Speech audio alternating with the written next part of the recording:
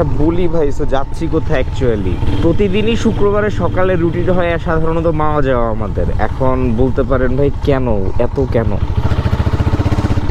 ওকে, so বলি ভাই যাচ্ছি কই? অ্যাকচুয়ালি আমরা মাওয়ার দিকে যাচ্ছি। তো শুধু শুক্রবারেই কেন মাওয়াতে যাই, অন্যান্য দিনে কেন যায় না বা এত কেন প্রতি সপ্তাহে যাইতে হয়? এখন একটা জিনিস বলি আপনাদেরকে, আগে যেমন আমার চ্যানেলে গেলে দেখবেন হয়তো বা যে রেগুলার ট্যুরের ভিডিও ছিল, বাইরে যাওয়ার ভিডিও ছিল। ট্যুর না দিলে হয়তো বা ঢাকার আশেপাশে কুমিল্লা যেতাম, অমুক জায়গায় যেতাম, এদিকে সেদিকে যেতাম, যে একটু ঘোরাঘুরি করতাম, হ্যাঁ।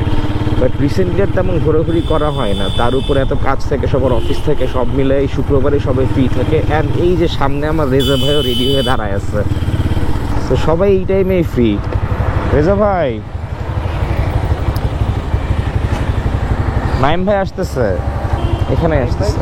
ওই যে V3 বের ফোন দিছে মনে হয়। ফোন দিল না, 9 নম্বরে থাকে না, 10 নম্বরে থাকে। হ্যাঁ আসছে আসছে। ওকে, নাইম ভাই চলে আসছে। ভাই চলেন চলেন ভাই, এয়ারপোর্ট একটু হাওয়া দিতে হবে, এরপর ক্যান্টনমেন্টে একটু দাঁড়াইতে হবে ওই দিনের মতো। সো এই তো ভাই, উত্তরা থেকে টোটালি সাধারণত আমরা 3 জন বের হই। আমি, সামনে রেজা ভাই, আর এই যে এখানে আছে আমাদের নাইম ভাই। কিরে ভাই, গেট টেট লাগানো কেন দিক দিয়ে এখন?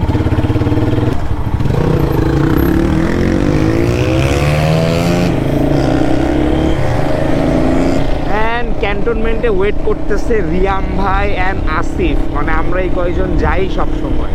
হাই হাই, এই যে ভাই যে কুত্তাগুলোর যে চেতাই দিয়ে গেল, এবার কি হবে? ও শিট, যাক ভাই কিচ্ছু বলে নাই আমাকে।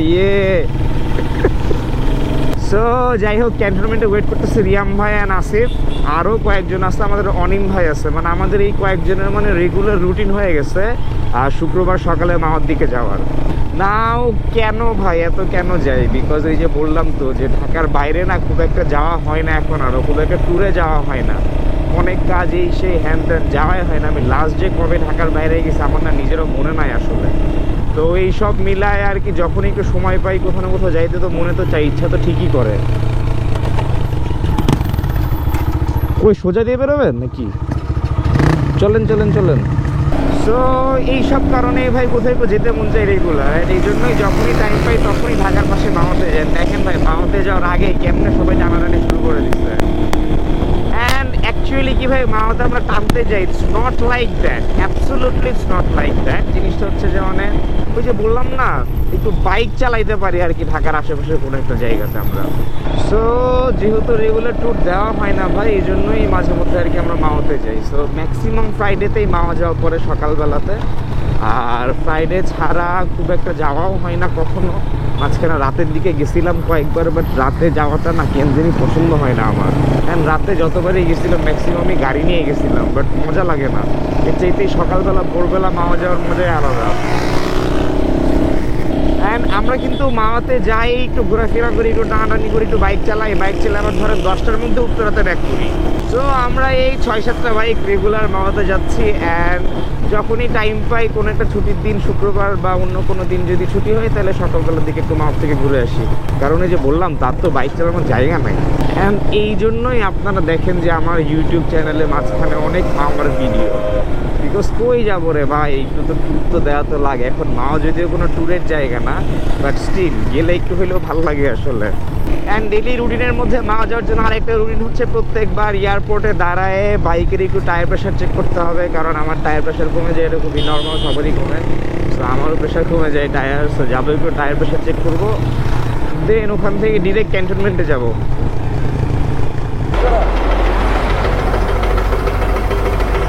ওকে ডান। সো এই হইলো আমাদের বাইকের টায়ার প্রেশার চেক করা। এবার এখান থেকে ডিরেক্ট দৌড়, সবগুলো ফোন দিচ্ছে অলরেডি। না ঠিক আছে, ক্যাবটা লাগাই দাও। ওকে, অল ডান, সবগুলোর হাওয়া দাওয়া শেষ। এবার চলেন চলেন ক্যান্টনমেন্ট দাঁড়ান।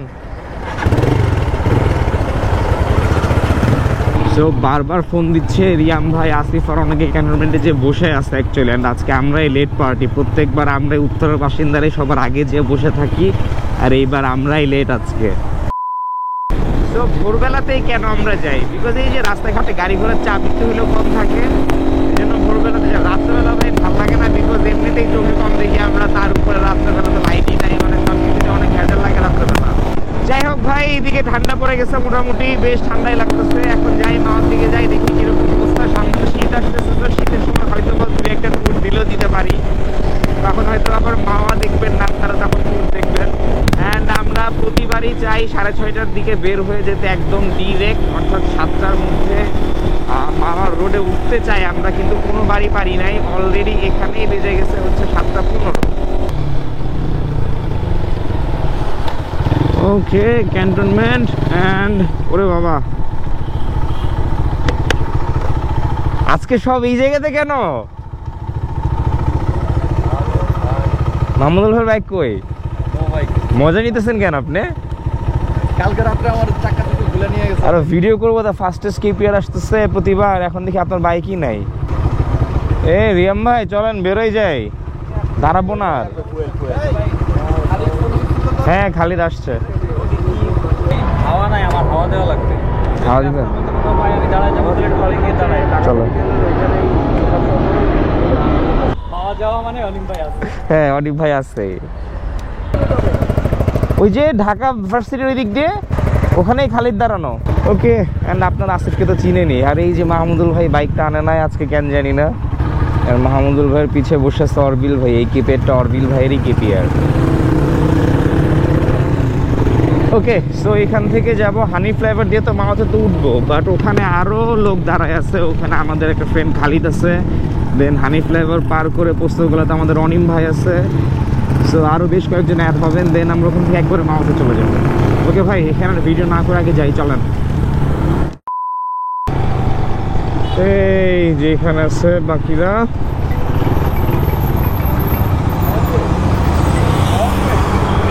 করবিটা কে?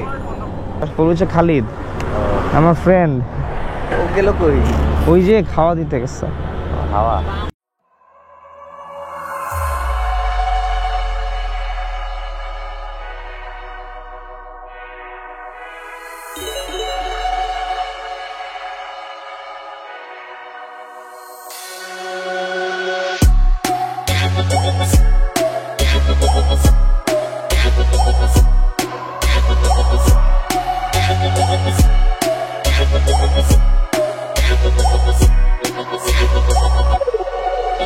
Thank you.